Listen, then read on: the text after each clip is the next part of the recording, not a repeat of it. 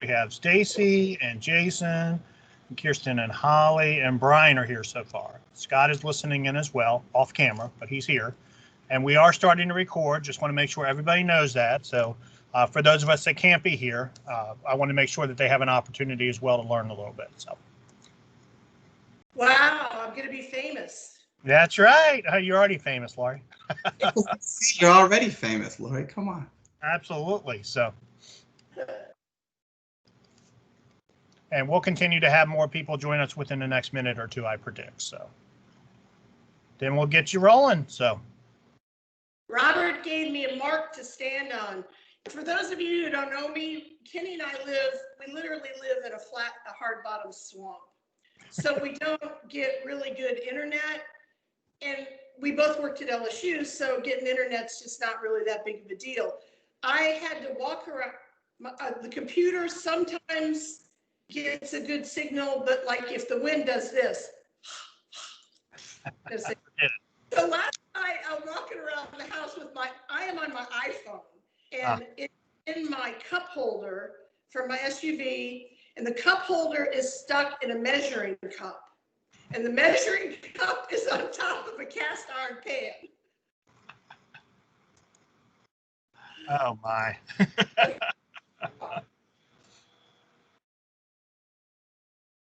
And y'all are so tiny. You're little itty bitty people on my iPhone. It's interesting. More and more people are joining us, Laurie, is what's going on. So I think you can see me, or at least you can hear me. Yep. And once we get to a fairly clear majority, we've got maybe 12, 13 in the room right now. We'll go ahead and get rolling. I give it like 2 more minutes if that's okay. So. Is that Jill? Jill, how fun to see you. It's nice to see you too. How about hurricane season, people in the South? It's been insane.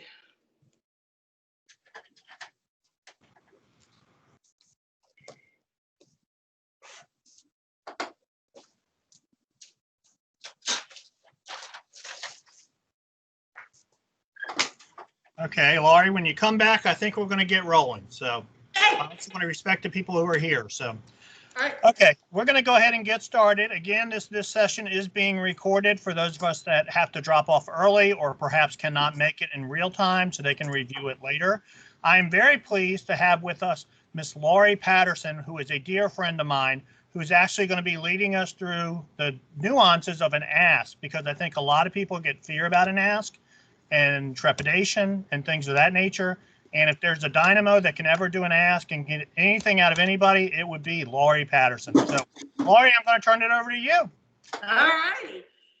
It's an honor to be here. As I told Tom earlier, anytime I can help us, I create joyful givers, it's a great day in my life. So thank you for having me. Tom asked me to address the fear of the ask.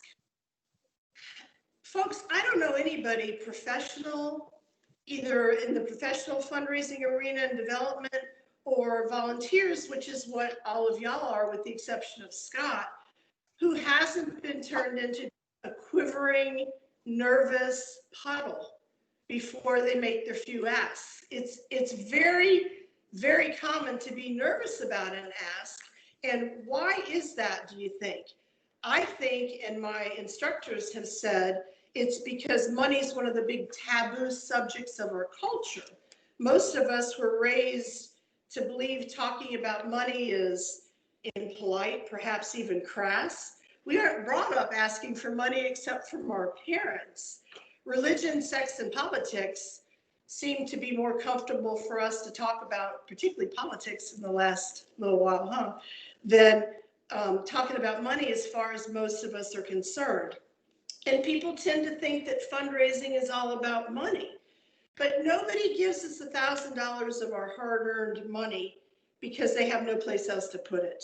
It's not about the money. It's about what we'll be able to do with that money. We're giving them the opportunity to make an impact that aligns with their values, and that's a very big deal. So most of our fears about fundraising, which are real, very powerful. They are real to us are in the following list: fear of rejection, we're nervous, embarrassed, awkward, lack of confidence, fear of public speaking. Making an ask can feel like being put on the spot to perform.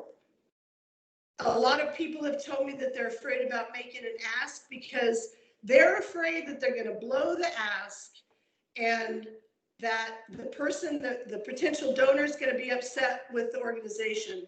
I'm standing here telling you that I have blown asks in a kuhoi, and a kuhoi is doing just fine. So that's not even a real fear. It is a fear, but it's not a valid one. People are afraid that they don't know the right way to do it. They're afraid that they don't know exactly what to say.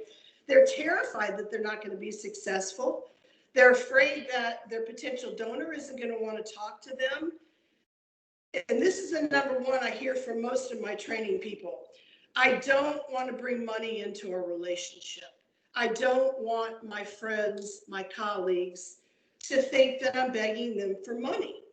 Another one is that I might impose on people who are unable or unwilling to give. And the other one that everybody I know who has expressed a fear to me about making the ask is, I am just uncomfortable asking a friend for money. That's just it. Do y'all have any other ones that aren't on this list that we haven't touched? Any other fears that you're willing to share? Tom, you're not afraid to make an ask.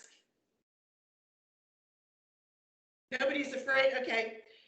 So then after you start to be afraid to make the ask, then you get into the what ifs. What if I offend them? What if I embarrass myself? What if I look stupid? What if they think I'm annoying them? What if they say no? Oh my God, if somebody tells me no, that means they don't like me. That is so not true. The ask has nothing to do with you personally, and we're going to get into that a little bit more. Other than Scott, or any of you professional fundraisers? Anybody in the group a professional fundraiser? No, you're volunteers. There's no shame in admitting that you're intimidated about making an ask. Look at the list that we just went over.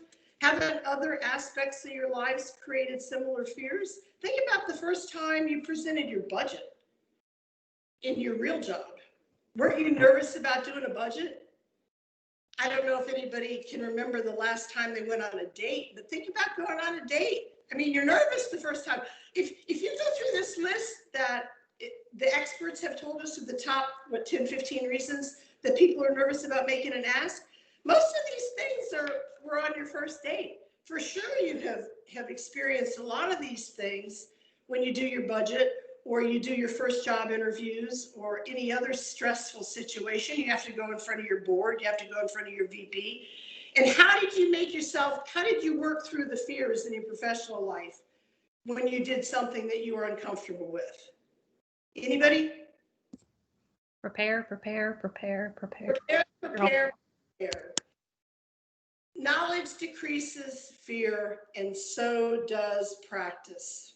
Practice, and understanding what you're going to do in the ask. Those are the top two things to get rid of all of this fear. And the other thing is, you just have to do it. It's like anything else in your life that you're uncomfortable with. After you do it a couple of times, don't you get more comfortable doing it? Sure we do. Tom has asked me to talk about my personal experiences in making the ask. So you're going to hear a lot of I. But it would be remiss of me if I didn't share with you that I've been making asks since I was 16 years old. I just turned 69 years old, and I've made a lot of asks, and I have been trained by some really outstanding people. And the one thing I'm going to stand here and tell you, the most important thing that I have learned is you just have to jump out there and do it.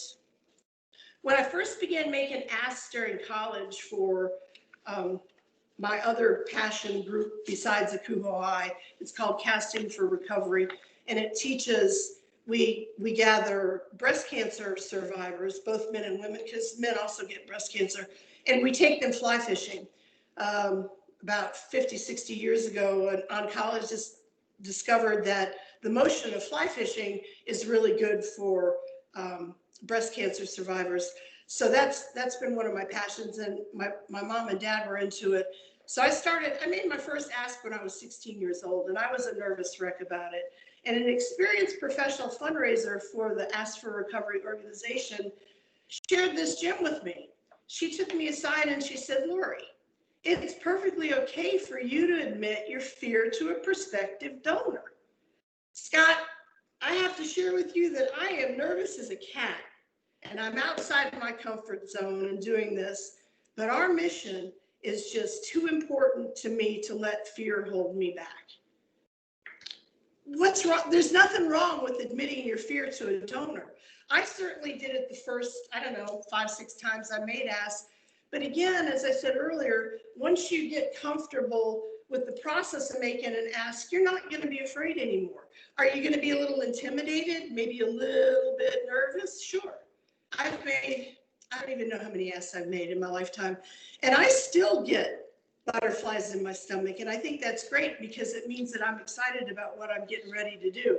But after a few asks, you're going to find your rhythm in your comfort zone. This next thing I'm talking about is something that took me years to figure out. The ask is not about me. The ask has nothing to do with me. I have to get my ego out of the ask. It's not about me. It's not about you. I had to get over my mindset of the tin cup vision of fundraising. Here, give us money, hold out the tin cup. I'm begging you for money. That's not what an ask is about.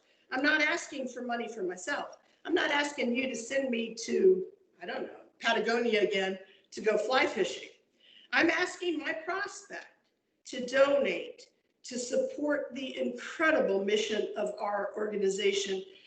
Folks, we have an incredible organization and we have a spectacular mission. I'm asking my donor to participate in the amazing work that we do, something I believe in, something I am passionate about, because I know for a fact that we change lives. It's all about the impact. Sometimes people ask me what qualifies as an ask. For me, getting together with a donor doesn't qualify as an ask unless I've asked for a gift of a specific dollar amount. I set up appointments and I let my prospects know the purpose of the visit, even if it's meeting at a Starbucks for coffee. I'm borrowing from Mark Pittman, and this is a great little book if y'all want to get it. I'm borrowing from Mark because he talks about feeling a little bit scummy and pulling maybe a bait and switch, going into a solicitation without letting people know that I'm actually going to ask them for money. It can be as simple as saying, Tom, I know you're going to be at ACE in a couple of weeks, and I'd love to get together with you and talk about the projects we're working on. While we are together, I'd like to talk about your involvement in our annual campaign, or whatever it is that you're making the ask, whichever one of our specific giving levels you're going to ask on. I like to give my potential donors the courtesy of letting them know in advance that we are in fact going to be talking about how they can financially impact our fantastic organization. I find that it makes our meetings a whole lot easier. And besides, if you've already developed a relationship with somebody in a Kuhuai this far, they know that you're on the foundation board. They know your position on the foundation board. They probably suspect that you want to invite them to invest in our cause. Mm-hmm. The other thing I've learned is I'm not going to convince my donors, my prospective donors. I'm going to make them realize that they already care enough to make a gift. We're really fortunate in a Kuhuai in that our prospects are already involved somehow in our organization and at least have a general understanding of what the foundation board does. You aren't making a cold call ask. It's not like you're getting on the phone and calling people during dinner and asking them to support something. The people, your prospective prospects, are people who know what we do in a Kuhuai. It's your job to help them know better what the foundation board does with the monies that we are so fortunate enough to collect for the foundation. Those of you who know me know that I'm not blowing smoke when I say this. I think it's a privilege to invite people to take action on a cause that they genuinely care about. I really believe that it is a privilege for me to make the ask. People have a need to be part of something bigger than they are. And I'm going to repeat that because it's so important to sink in today. People have a need to be part of something bigger than they are. Think about the last time you donated money. Who'd you donate, not who'd you donate money to, that's none of my business, but why did you donate money? Somebody tell me the last time you donated money and why you did it. It's our United campaign, United Way campaign in the state of Texas. And I believe in the various organizations, and at some point I may need to tap into that organization. Jill, how did it make you feel when you wrote that check? I was really happy. It made you feel good, didn't it? Yes, it did. Anybody else want to share the last time you donated some money? Lori, I donated some money to Hunger Task Force here in the Milwaukee area because there are so many families who are struggling with putting meals on their table, out of work while we're in the midst of the pandemic. That was the last time that I've donated, and I just see they have a call again as we're heading into like Thanksgiving, and so that's on my list today.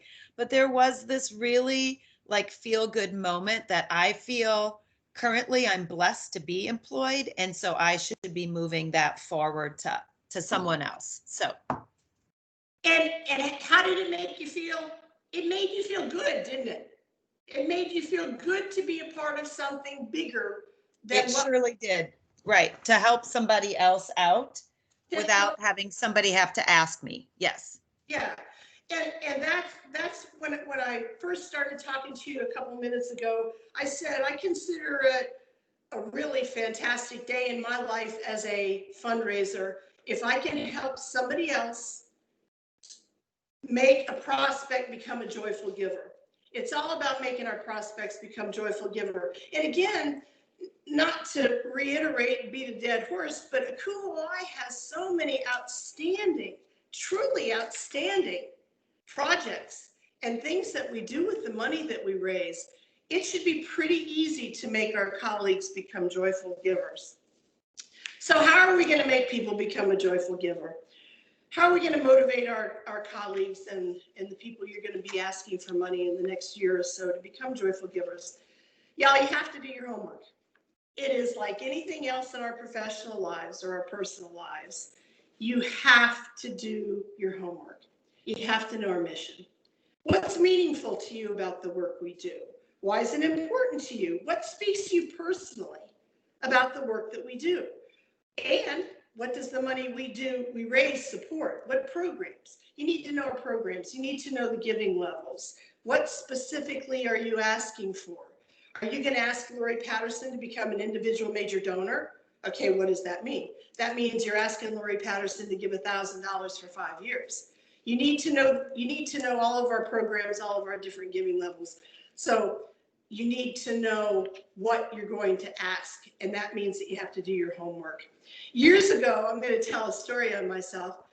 Years ago in Akuhawai, probably 20 years ago, I had made an appointment with a really big deal in Akuhawai, and I was going to ask that person for, I don't even remember what the giving level was way back then when I was making the ask. So we're sitting having coffee, and I go through all my steps with the ask, and I get him talking about what he's passionate about, and everything's great. And I take a deep breath and I make the ask, and he's quiet, which is common. You expect that when you make an ask. And then he looked at me and he said, so Patterson, tell me about this other program. I don't think I want to give to the 5x10. Tell me about this other program. And I didn't have a clue what he was talking about. I didn't know the program. I mean, I knew vaguely that we had a program like that, but I couldn't explain it to him. Tom, don't we have little cheat sheets? Didn't years ago the foundation? We'll have a lot of materials for them to share after this. So yes. But didn't we come up with something like a little note card that had all of our different giving levels and the different programs? We did that with particularly when we worked with the mechanic group. They have a beautiful little brochure that not only identifies what all of our giving levels are, but it also provides you with some information for what those dollars have gone towards, which I think oftentimes the person you're talking to wants to know, how is my money going to, where's my money going? How will it benefit others? Absolutely. Particularly, and you'll discover that young professionals, in my experience, aren't necessarily, and of course, we're not asking them generally for the major donor gifts. Young professionals generally aren't as concerned about the nuts and bolts of where the money is going. But you get with somebody like Lee Thompson, and you best have your homework done, because they're savvy business people. Even as Steve Waller, and Tom can back me up on this because Tom did the second ask on my ex-boss, Steve Waller. But man, he asked some really hard questions. Took me 6 months to land him. Yes, he was tough, but he finally came around. And he had good questions. So yes. But I knew that because I knew my donor. I knew going into it that I had best be on my A game, and we're going to talk about that in a minute. A useful exercise that we did years ago in the foundation and other groups that I've trained, and I still do it before my major ask, is to find your own words in preparation for an ask. And you just sit down someplace quiet. Good luck with that in y'all's lives, finding a quiet place. But craft a concise, organized, meaningful, 30 seconds, only 30 seconds, description that talks about our organization and what excites you about our organization. What floats your boat about our organization? What are the things that are meaningful to you? What are the things that made you sit on the foundation board? And this is a huge commitment of time and energy that y'all are doing.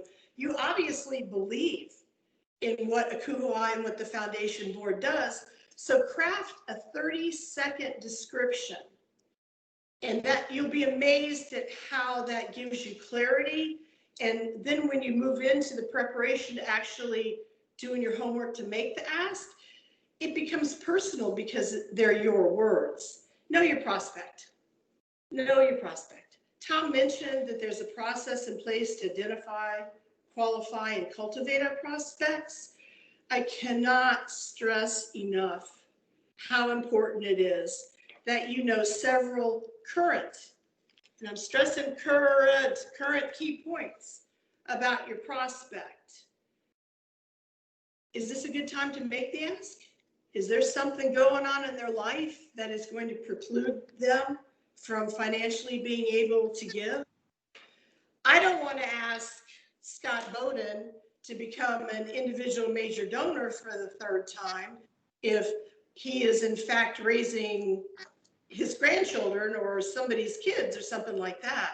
You need to know what's going on in the life of your prospect before you make that ask, because you don't want to embarrass them and you don't want to embarrass yourself.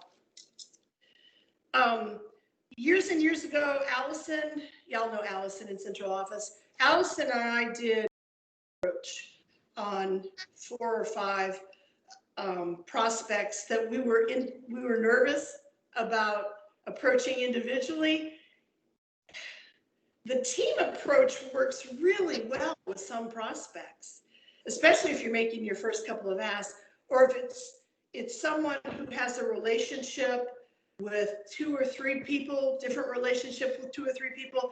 I generally recommend that you don't take more than 1 person with you on a team approach ask, or a tag team ask, as some development people call it, because you don't want to overwhelm your prospective donor and you don't want them to feel like you're ganging up on them.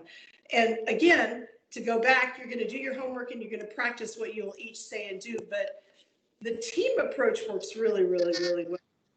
Props. Sometimes there is power in using a prop.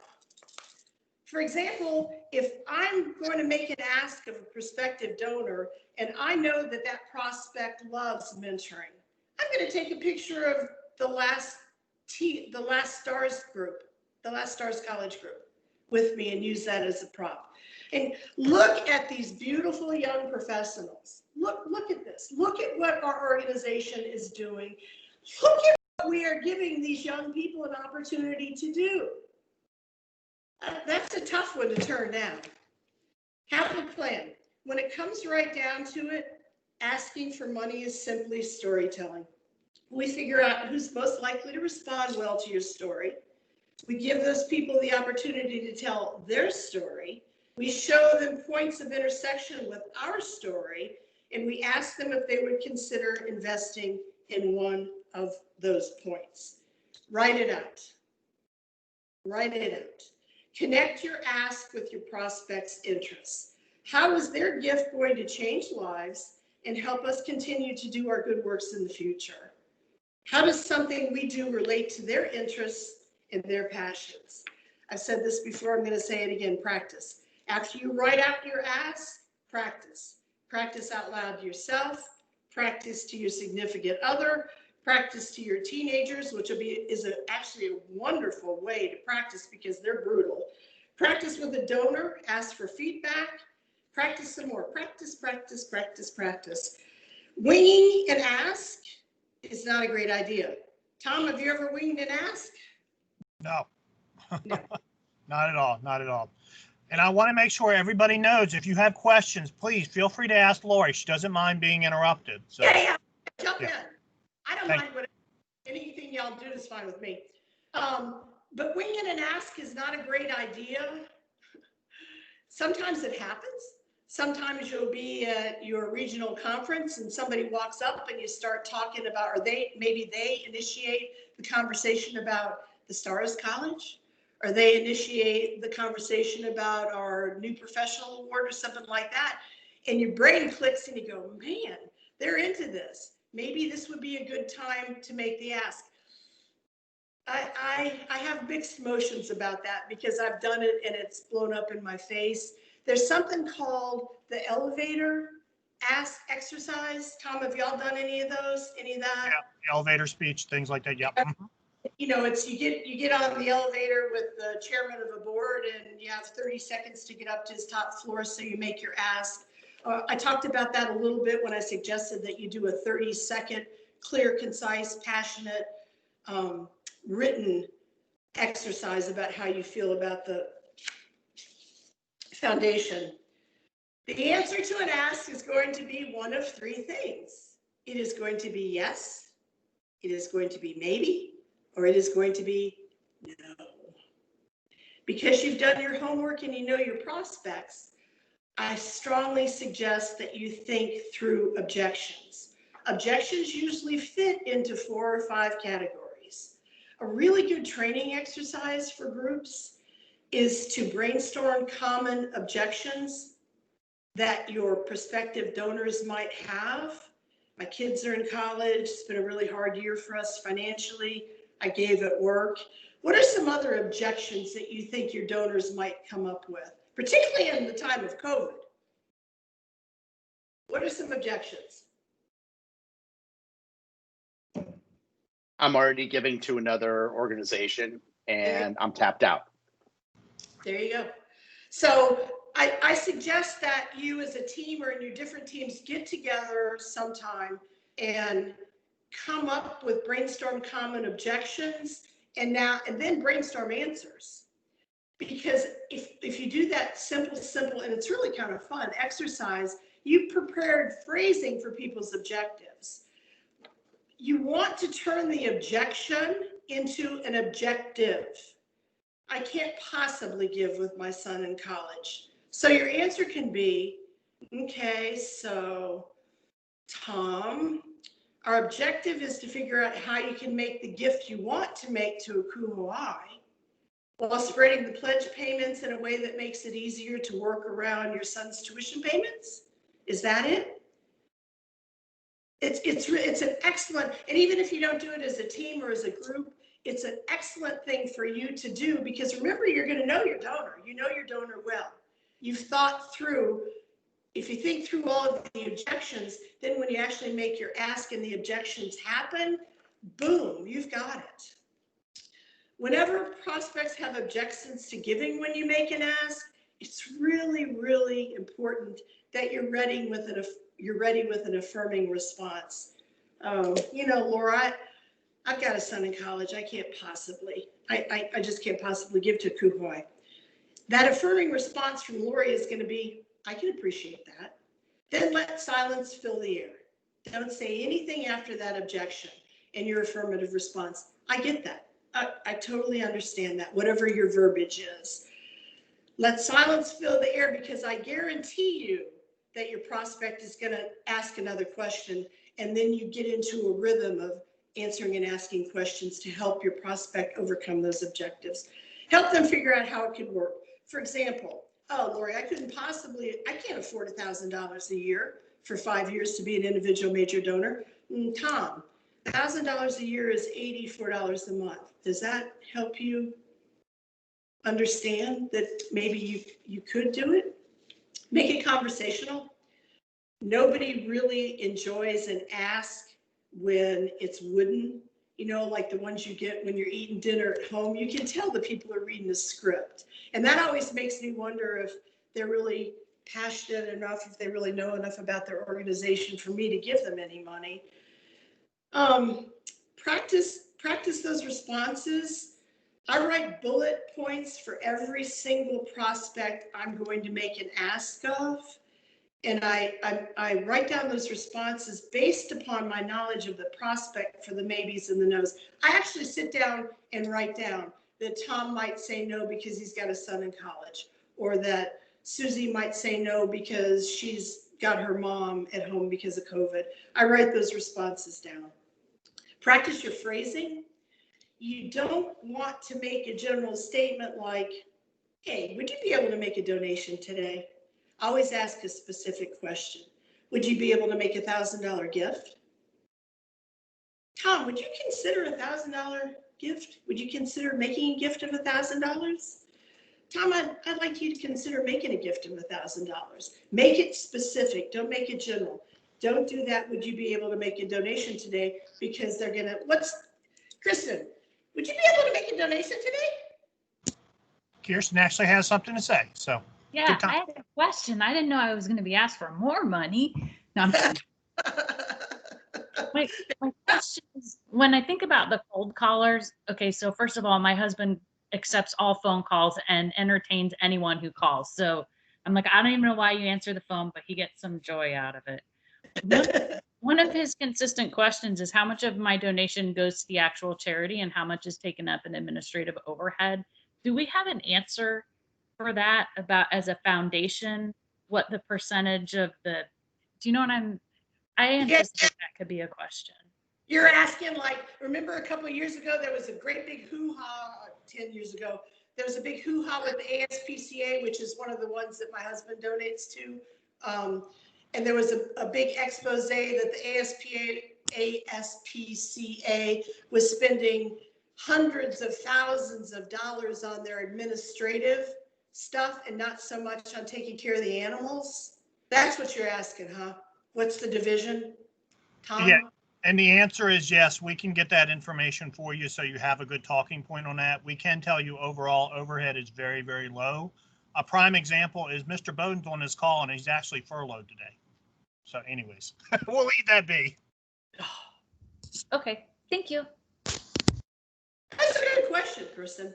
But again, to get back to my point about being specific, the general statement of, would you be able to make a donation today? You're kind of setting yourself up for having to redo tracks. Would you be able to make a donation today? No. Would you be able to make a donation today? Yeah. And then I have to say, well, I have to backtrack and say, would you make a donation of $1,000 or whatever it is that we're asking for? Or since you have already made your gifts, you could say, would you consider joining me in making a gift of $1,000? Would you consider partnering with us by making a gift of $1,000? With some prospects, and again, it depends on my prospect, but I like to reframe my ask into an opportunity to make it about the impact the donor will be making. I talk about what a difference this gift will make. I tell a story. We all have stories about how Kuhoi has impacted our lives in a positive way. One of my favorite stories is a long time ago in Kuhoi, we had 5 smaller conferences that were under the umbrella of what we called Big Akuhoi. We had the apartments conference, marketing conference, business conference. I don't remember all of them, but I started at LSU with apartments. So of course I went to the apartment conference, and Akuhoi sponsored a scholarship for the winner of the best program of those 5 sub-conferences to go to ACE, to go to the Akuhoi conference, all expenses paid. And I was fortunate enough to have gotten best program one year, and I went to Big Akuhoi, and it changed my life. And that is one of the stories that I love to tell prospective donors if I'm going to ask them about considering the Stars College, or Tom, what do we call those scholarship programs? New Professional Award. Yeah. We have a bunch of awards and things like that, new professional. So tell your story. Or you could say, we have the opportunity to bring more young professionals to our fantastic conference if you would consider making a gift of whatever the amount is. Or one of my personal favorites is, wouldn't it be wonderful if we could bring more young professionals to our ACE conference in the summer? Would you consider making a gift of $1,000 to help us make that a reality? I always kind of feel funny when I say this next thing, but I've had donors over these many years. I've been asking people for donations tell me this, and it kind of blows me away. Look your prospect in the eye. Because sometimes we're uncomfortable or we're a little bit nervous, or our minds are going 1,000 miles an hour about how we're going to make this ask, your eyes bounce all over the place. So I want to stress that. Look your prospective donor in the eye. Keep it high energy. Be excited about our programs. Be passionate. I hear major donors, or donors who have given us big dollar gifts, talk about the energy that their fundraiser brought to the ask. They all say there were like sparks. They got the person making the ask was so excited and so passionate about the program that they were making the ask for, that it got the potential donor excited enough to write that check. Find the energy before your ask. Your enthusiasm about Akuhoi and the good works that we do has to come through, or the ask becomes wooden. Okay, now we're going to do an ask. You've written out your plan, you've practiced, you know the objectives they may make, you know what you're going to respond to those objectives, you know exactly what you're going to ask, you know the program you're going to ask about, you know the dollar amount you're going to ask about, you know how it benefits Akuhoi, how it benefits our students. So it's time to make your ask. First thing you're going to do is engage your prospect. Start by exploring the interests of the person you're getting ready to make the ask of, your prospective donor. The need to be heard is one of the most powerful motivating forces in human nature. I'm going to say that again. The need to be heard is one of the most powerful motivating forces in human nature. Get your prospect talking about what's important to them in their lives and professions. A good approach to engaging a prospect is to get Bob talking about what he loves most in his work. Bob, tell me what you love most about being the director. Oh, you know, Lori, I love new construction. I actually like the budget. I enjoy the interview process, but what really gets me excited is mentoring. I love it when an RA walks into my office and asks me a question. I love it when the assistant directors invite me to come and talk to our latest class of RAs, because I enjoy mentoring. So I'm going to say, oh man, Bob, that's fabulous. I hear your excitement, passion when you talk about mentoring students in your department and on campus. Let's talk about our STARS program. Get your prospect talking about what they love about their job, and then you can work your ask into it. So you've engaged your prospect. Remember that this is a two-way conversation. I talked earlier about that the ask is not about us. It's not about me. You want it to be a two-way conversation. Ask questions, pause. Answer questions, pause. Answer their questions, ask more questions. Your goal is to make the ask about the prospect, not about what you have to say. Again, the ask is not about you. 50% of your time during an ask should be listening. Think about that. 50% of your time during an ask should be listening to what your prospect has to say. Adapt your conversation and adapt your story and to go in their direction, and watch their body language. Now make your ask. Make your ask. And then this is so important about the dynamics of making an ask. After you make your ask, be quiet.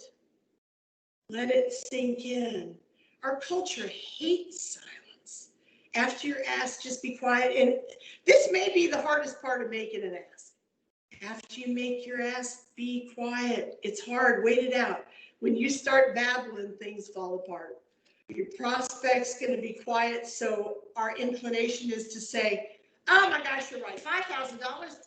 What was I thinking, $5,000 in a pandemic? Of course you can't give me $5,000. Don't start babbling because it goes downhill quickly. Things just fall apart. Let your prospect say the first word after you ask. Let your prospect think about it. You're asking them to donate money. That's a big deal. Answer any questions that they may have because you've already thought through the possible questions, right? We did that in our preparation to get ready to make this ask. Be prepared for a maybe. A maybe's not no, is it? If somebody says, well, maybe, they're not saying no to you, they're saying maybe. Thank them for the maybe and ask what you can do to change it to a yes. Ask if you can contact them in a week, maybe 10 days. Ask so that they can have time to reconsider, or so that they have time to consider the request, and then follow up on that. Then just to tag on that, Laurie, I get a lot of just to tag onto that, I get a lot of maybes. I always schedule a follow-up time that works for them, and then we have that intensive conversation. And most of the maybes turn into yeses. They just need more time to reflect. There's nothing wrong with that. So, I consider a maybe a win. But I consider a no a win too. I consider a no to me is, I mean, it is such a challenge. I don't, a no, because I learned early on to get out of the tin cup mentality of fundraising, and I had to let my considerable ego get out of the way. When somebody said no, it's like, okay, you're saying no, but you say, thank you for your time. Thank you. I appreciate your time and attention. Can you tell me more about what you had in mind? Do you need more information? Do you have other questions? Is there something that I can do to help you reconsider that no and turn it into a maybe or a yes? And on a positive note, anything you decide to do will be greatly appreciated. No rarely means no. No rarely means never. No, they could say no because it's the wrong program, it's the wrong project for the ask. It could be the wrong person making the ask. It could be the wrong amount of the ask, or it could just be bad timing that we weren't aware of. Because remember, we talked about that we're going to know our prospect and we're going to know the current, what's going on currently with our prospect. So it shouldn't be bad timing, but sometimes stuff happens that we just don't know about. And then when the answer is yes, you're going to thank them, and you are going to thank them profusely. And then we are going to, Tom, what do we say? We'll get the form to you, the form agreement to sign.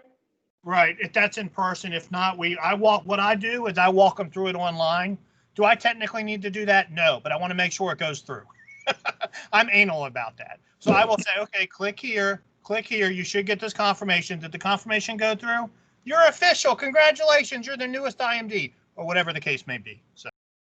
And then we as an organization and you as the foundation board are going to follow through whatever our process is with thank you calls, thank you notes, thank you note cards, thank you calendars, whatever we are doing currently to make certain that our donors who have said yes to our asks know how much we appreciate them.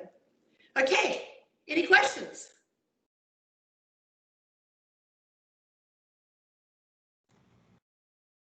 If we were all in person, she would break you into groups. I know it. And we would practice the ask, but it's kind of hard to do this way. So. Yeah, it's, if I were doing this in person, we would be breaking into groups and we would be thinking through objections and putting objections up on sticky notes. And then we'd be thinking through the answers to the objections, and then we would be practicing making our asks.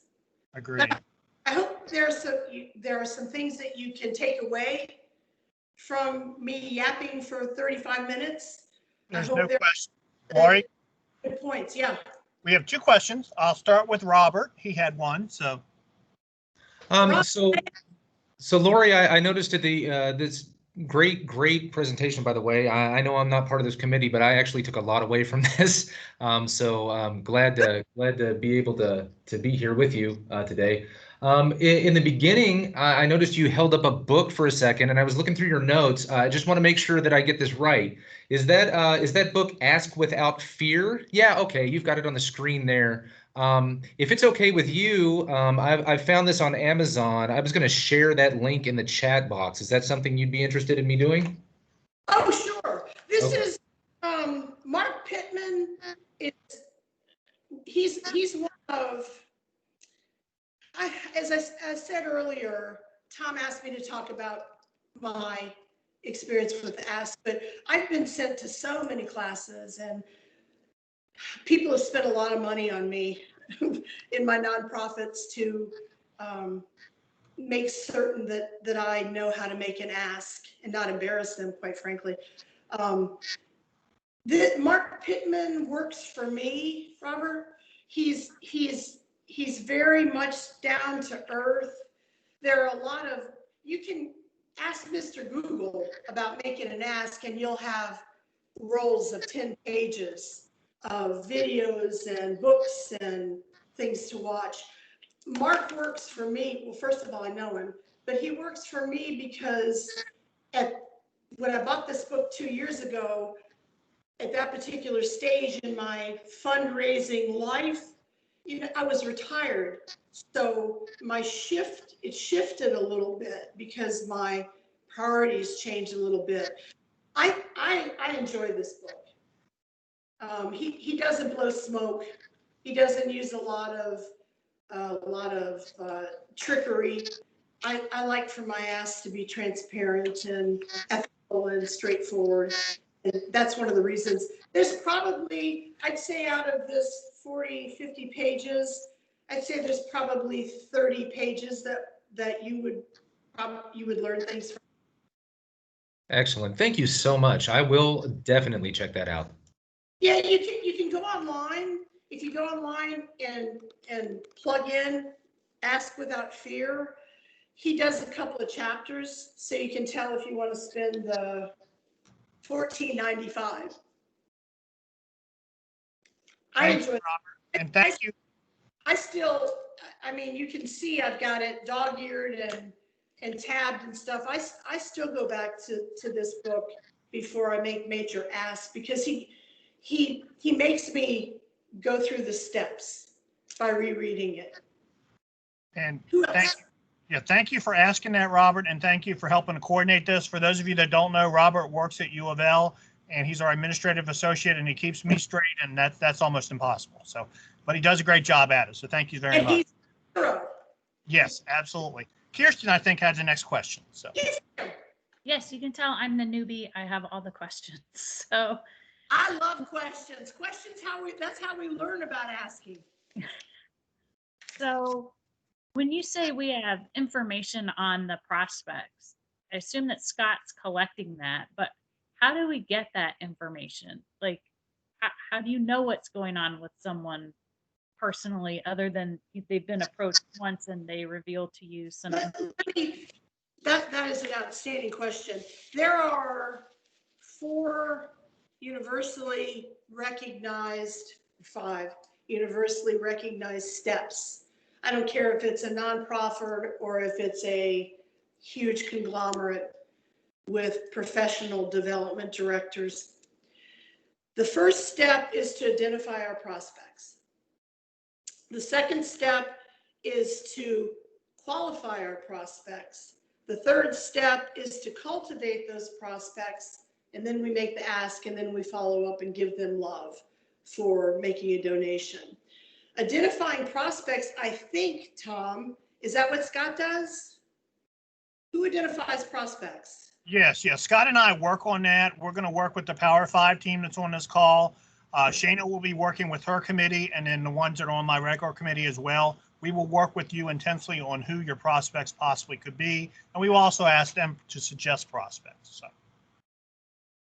And then that second step is, after we identify them, then we qualify them. And qualifying a prospect is, it's just exactly what it sounds like. Qualifying a prospect means, can they afford to give it this time? Are they financially capable of making a gift to our organization at the time? But then if my boss on the foundation, who, let's say at the time, was Michael Coakley, he was the foundation guru when I first started many years ago with the Kuhoi on the foundation. And Coakley said to me, okay, Lori, your prospect is Steve Waller, who at the time was my director or associate director of facilities. I would say, okay, great. Do I think Steve is financially, can I qualify Steve as having the financial wherewithal to become an individual major donor, which is $1,000 for 5 years, total of $5,000 over $5,000 for 5 years. Can Steve do that? Well, I have a pretty good idea what Steve's salary is, because I know what my salary is. And I know that I'm here and he's here. I don't know exactly how much Steve makes, because that's none of my business. But I could pretty much tell Michael Coakley that, yeah, I think Steve, we can qualify Steve. I think Steve can probably afford to become an individual major donor. And then I started figuring out things that floated Steve's boat. Steve he loves building. We demolished a lot of old buildings. He loves building. That's one of his big passions. So I connected in my brain the 21st Century Project. And I started sending Steve information about the 21st Century Project because he loves to build. And he's a second time individual major donor. So I'm going to assume that if somebody gives you a prospect, that it's someone that you know in your area. But it would be up to you to find out the things that excite them about their job and that excite them about a Kuhoi. Because remember, we are going to find out what excites somebody about a Kuhoi, and we're going to tie that excitement and that passion in their job into what the ask is going to be. Whether it's the National Housing Training Institute, Stars College, online learning, or whatever. I have to plug my phone in. That's fine. And I will go ahead and chime in here that basically none of you will be cold calling. We would never ask that of you. Who you're going to ask, you will know these prospects. You may bring these prospects to us and say, I'd like to approach so-and-so. Does anybody else have this person in mind? And you would be approaching that person. We would give you as much data as we have from the Kuhoi records, participation, committees, if they've ever been on e-board, if they've ever been on foundation, that sort of thing. Especially for you with the Power 5, you would know all them individually anyway. So it would be kind of easy in that regard. It wouldn't be somebody, hey, Joe, I've never met you before, but can I get some money out of you? We don't do things like that within a Kuhoi. No, that's tacky, and we're not tacky.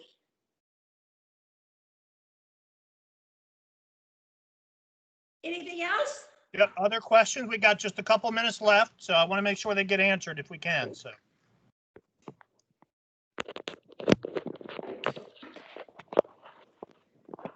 Okay, well, I'm not going to belabor it either. So because I know you all are busy people. I really want to thank again Miss Lori Patterson coming out of retirement. She's not really retired, but retired. She calls it retirement. She lives life better than I do. Thank you, Lori. On behalf of all of us, for your continued support of the Kuhoi Foundation, and thank each and every one of you for being here and giving us an hour today. Tom, a bunch of y'all have my information. if you want to call me and ask me specific questions, if you want to ask off of me, I will so do that. I want you to make joyful givers. That makes me really, really, really happy. So if you want to email me or do whatever, however I can help you become ask kickers. That's what I want you to do. Good fun. Thank you. Go for Thanks it. again. Thanks each and every one of you. And we will end it here. Robert, if you want to stop the recording. Thanks, everybody.